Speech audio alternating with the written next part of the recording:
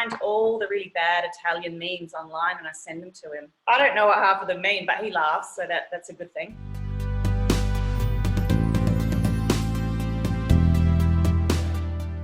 Welcome to the Italian Wine Podcast Lockdown series. Every Monday we'll be connecting with Italian wine people. Join us to find out what they're doing and drinking today. Hi, Jill. How are you? Can you see my ears? Okay, I'm going to start now. So I'm Jill Gordon-Smith, and I'm here for Lockdown with Italian Wine People. And I happen to be in Australia. Being an Australian, I'm an Italian wine expert with Vinitaly Academy, and I've got one of my good friends who's now in lockdown here with us. So, hey, Rebecca. Hi, Jill. It's nice to be back. It's good to see you. Rebecca Hopkins. You've got a few hats. You're a big Italian wine person, but you're also have a really fantastic group and website called A Balanced Glass, and it's all about wellness. So we're going to have a bit of a chat, but I also thought we might talk to you about that and some of the techniques or some of the tools we can use to get through this lockdown. So I'm locked down at Maslins Beach, which is probably about 10 kilometres from you. Yep, it is. Tell me where you are at the moment. Yeah, so literally, like you said, we're both in kind of the broader McLaren Vale wine region. You're at, I guess, the northern end of it, just at Maslins. And then I'm at the very southern end at Sellex. The main difference is you can go to the beach because you're not in self-isolation like I am. So I can see the beach, I can see the ocean actually from where I'm staying, but I can't get to it yet. So yeah, well, actually none of us can at the moment, Rebecca, right. Because we're locked down. There's fines now for going out. So beautiful sunny here, and we're all locked away from the beach. But I want to talk to you. So when did you actually get back?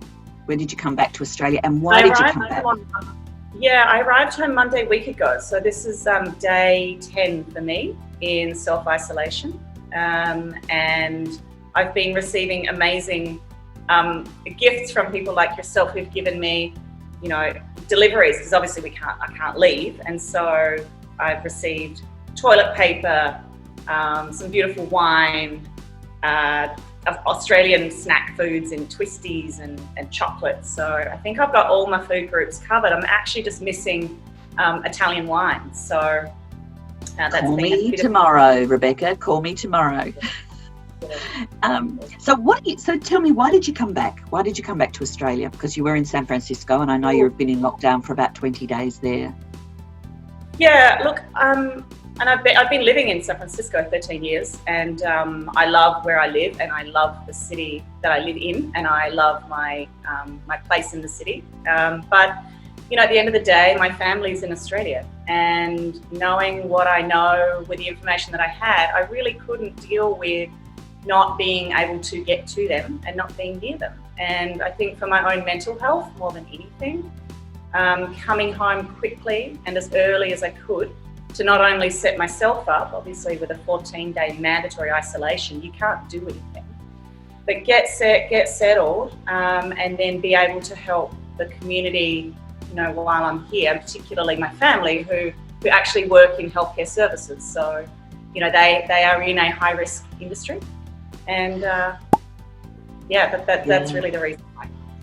So family is one of the big reasons that when you're in isolation, it can be really tough being apart from your family. And but also, you've been here for nearly 4 days, you'll be out soon, so it's going to be a pretty big reunion, but of two people, of course, because in Australia you can only have two people at any one time together. So you and I both love Italy. This is the time of year that we're normally there, so we are missing all of our Italian friends. So I've been drinking a bit of Italian wine, also playing some games to sort of keep me active.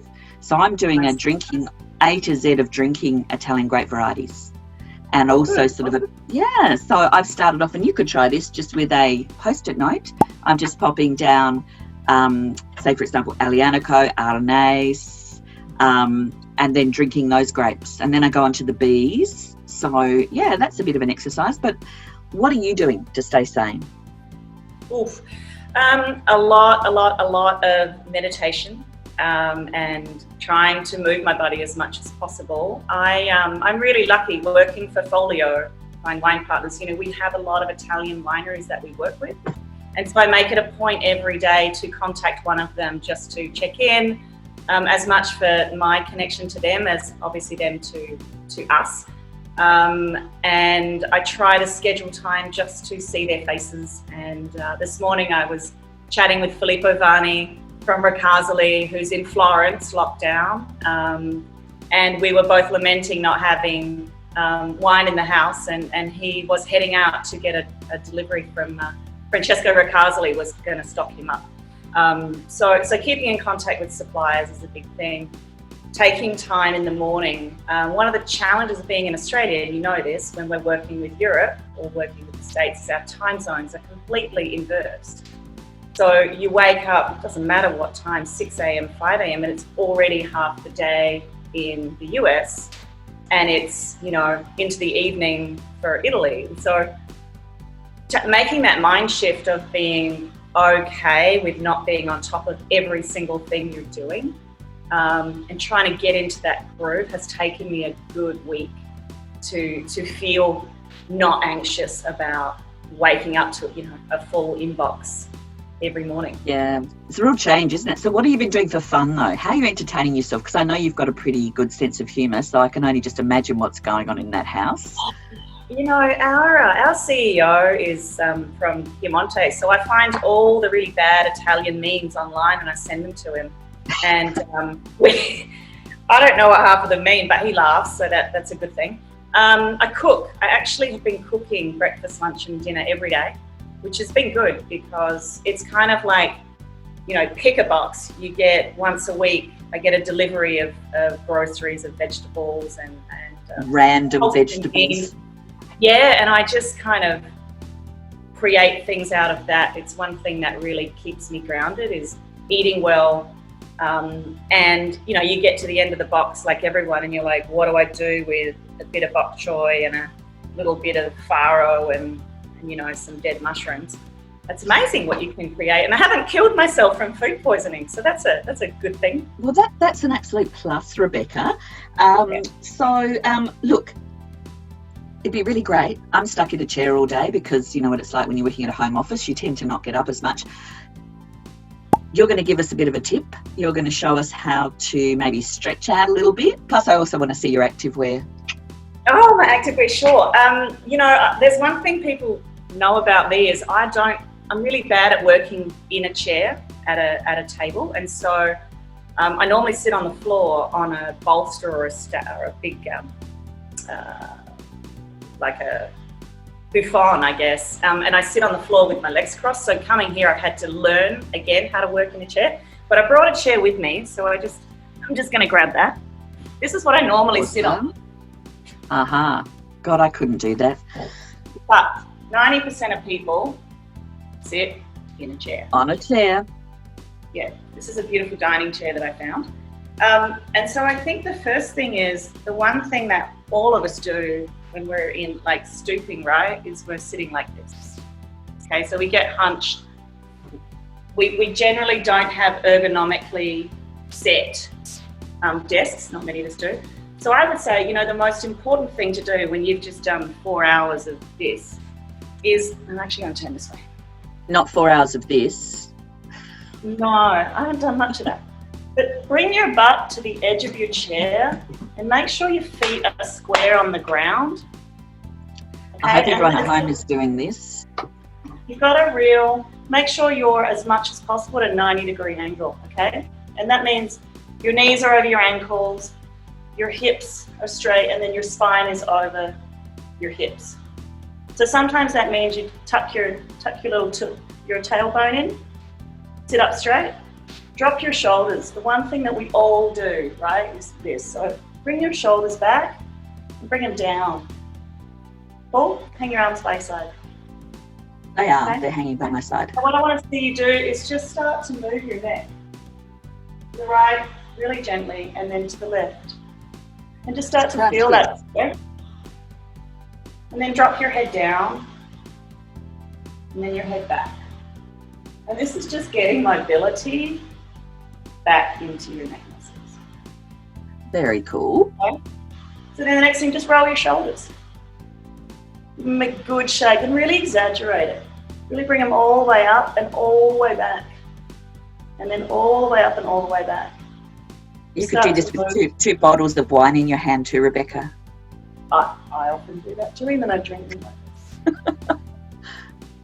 Okay, and then the third thing I would suggest is, you get pretty stagnant in this movement, so let's just take a twist. So take your right hand to your left knee, grab the back of your office chair like this and just gently sit up straight and just twist your spine and follow your gaze just over your shoulder. Nothing too jerking, because if you haven't been moving, you're going to be pretty stiff.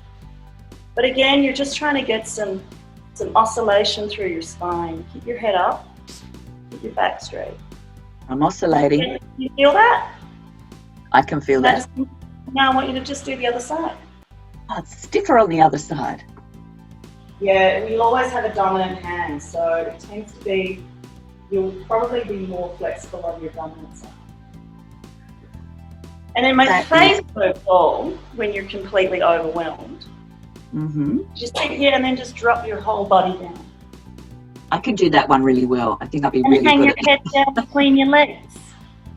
For how long? I would do 30 seconds to a minute. You don't want too long, obviously, if you have blood pressure issues or if you have blood sugar challenges. But if it is something, it's just having the head below the heart helps bring all the blood flow back to your head. They are four really good tips. And I think if you do those, Gilly, I think you'll feel flashed in about 5 minutes. Yeah, I think I do feel a bit better, but I'll practice those afterwards. They're really good tips, Rebecca. I'm missing you so much. I can't wait to give you a big hug. It seems even worse because you're here. And thinking about Stevie and all the guys there in Verona, missing you guys too. So This is lockdown with Italian wine people. And what are you going to be drinking later, Rebecca? Well, I might have cheated my little way and done a couple of little things. I'll put my chair up because I don't like chairs. My family are amazing. So they prepared me with an Australian gin,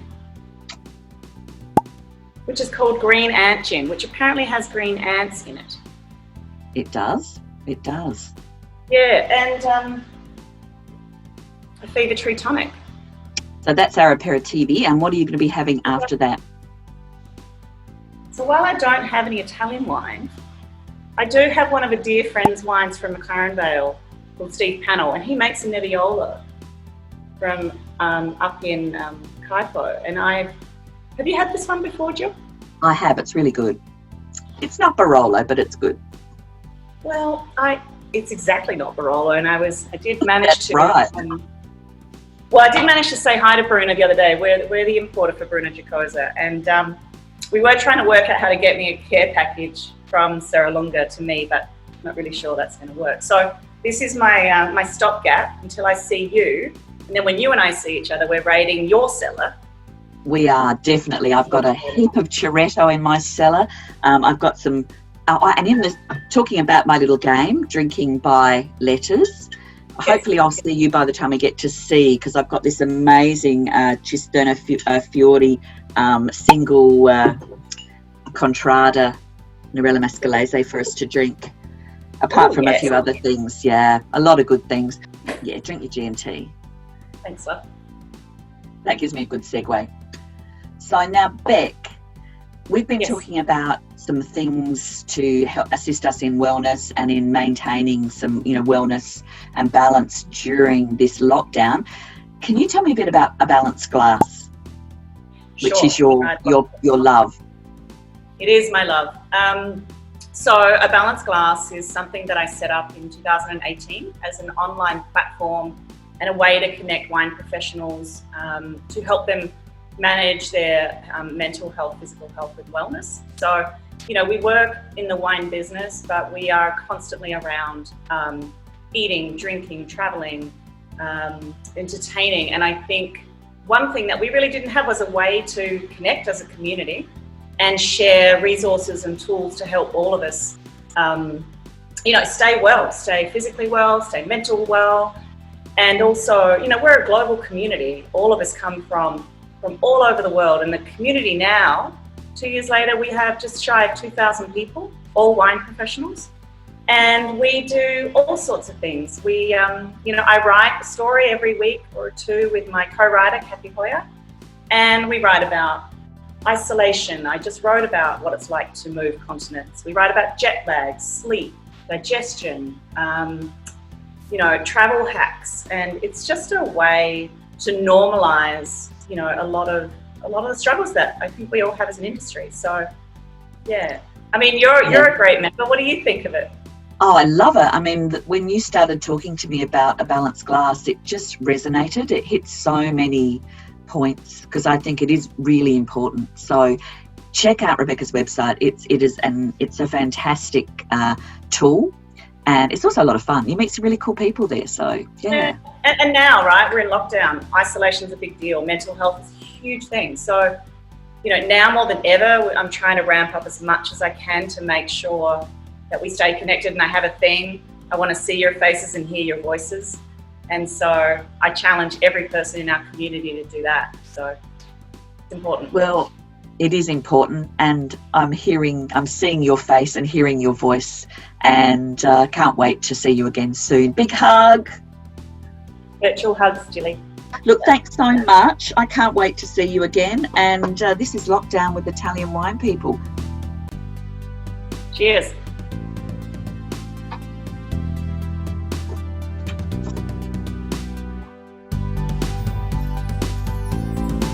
See you next Monday for another virtual wine journey Italian wine podcast lockdown series.